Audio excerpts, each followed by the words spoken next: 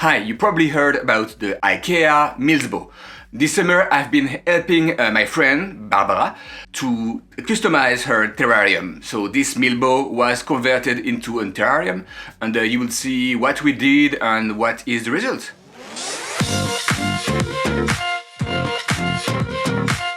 So the Milsbo. Oh, don't freak out about the price. I'm in Canada, so it's Canadian dollar. So it's great. It's really like a terrarium, but taller. You can use it for putting random stuff in it, but a lot of people use that for plants because you can see them, and it will more or less retain a lot of humidity. So it's just a big terrarium, and that would look good at your house. I don't have it personally. I don't have money to spend and no time to take care of it. But my friend Barbara has one. It was used kind of the regular way with a lot of plants in it, but now it's time to really take advantage, and she already had something to keep the humidity inside. There is a hole at the bottom. She was using that as a terrarium for gecko actually. But now we will transform this big baby into something way greener. So first thing first, the decor. You will need a lot of wood, driftwood if you want, or even like aquarium wood. So just put the woods, the piece of wood where you want, take a picture, move things around, take a picture, and then you will see what is the shape that you prefer. Because that's really a personal choice. Obviously, you want maybe not too much of a big pieces on the top, because that's where you will put the light. You don't want to cast shadow on everything under. We'll put the light here. So at the top, it's kind of a low, don't taking a lot of space, and then we put bigger piece at the bottom. Oh, and there is a guest. Do you see him? Here it is. Watching us, making sure we don't do a mess. Funny little bird. Kind of a camera shy. It's funny. He was talking and singing just a few seconds ago. Anyway, so once you have the kind of a layout and you put your pots and you see where you will have the plants, you will seal the wood and the pots in place with an expanding foam.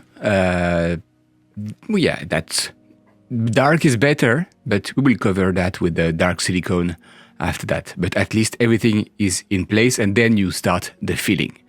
It will take quite some can, but because it's expanding, it will give a natural way, and it's shiny. But again, keep in mind, everything won't be shiny after that.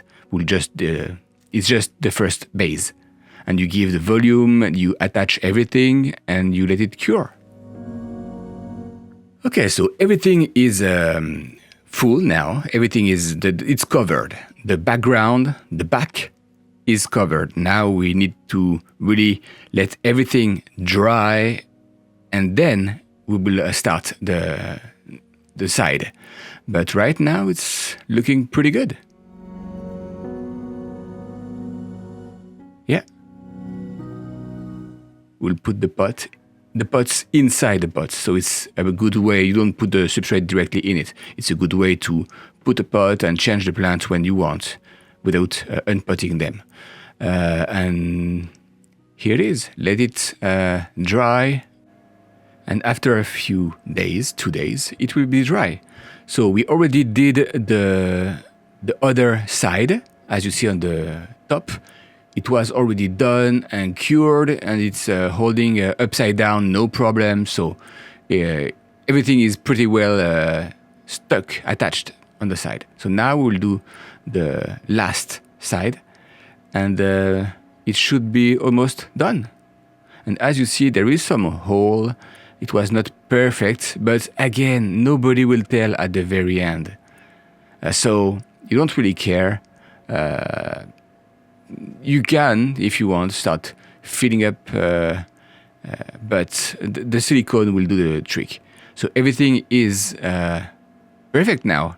Let's wait. Oh yes, and we tried to seal this tube, and that was a bad idea because later on Barbara had to take this out because it was not preventing the water to go. So she had to cover everything in silicone, a thick layer of silicone.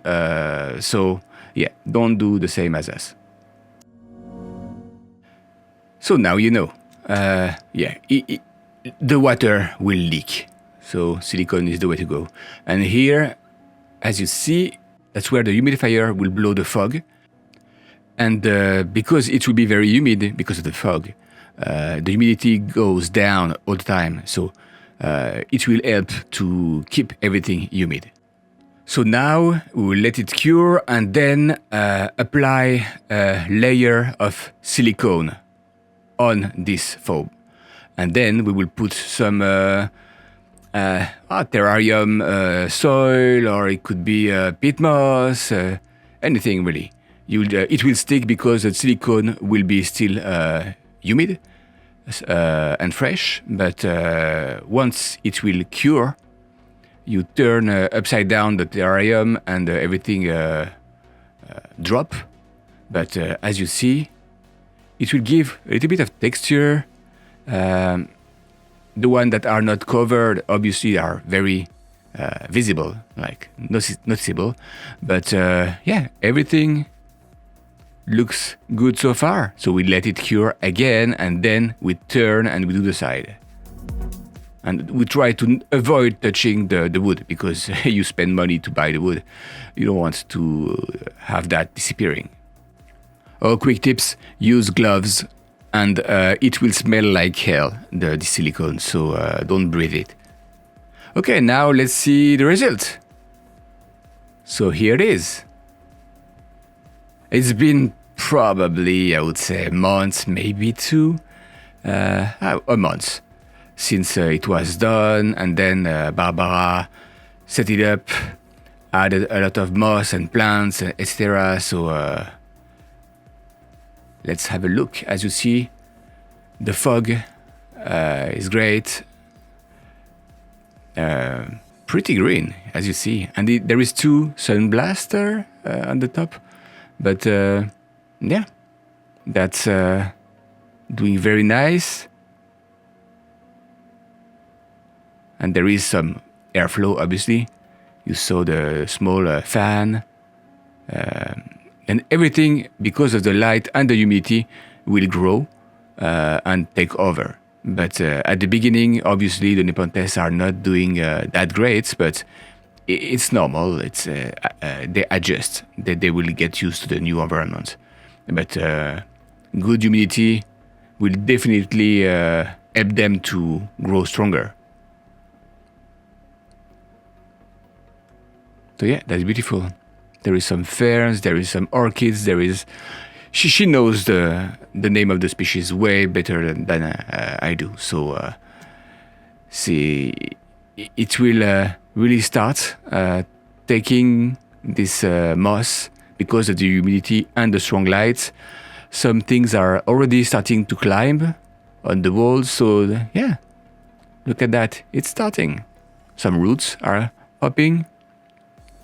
It really looks good, for sure. Yeah. So, I don't know for you. Oh, there is an utricularia in it. Yeah, and some orchids. Jewel orchid? I don't know. But anyway, that's the terrarium. But in something like 6 months, now it will be very nice. Everything will be installed and set, and that's going to be a beauty. If you have a Milsbo already with plants and you want to convert it into a terrarium, there is a few things to know. You have to be really careful because the water will always try to find its way on the bottom of the terrarium and on the ground. So you really want to seal with a silicone as much as you can. Don't hesitate to really go thick slice of silicone, like the waterproof one, and possibly the one for aquarium, because it will leak less toxicity on the soil and for the plants, especially if you have a gecko in it. But yeah, if you enjoyed this video, please like and subscribe, and until next time, happy growing!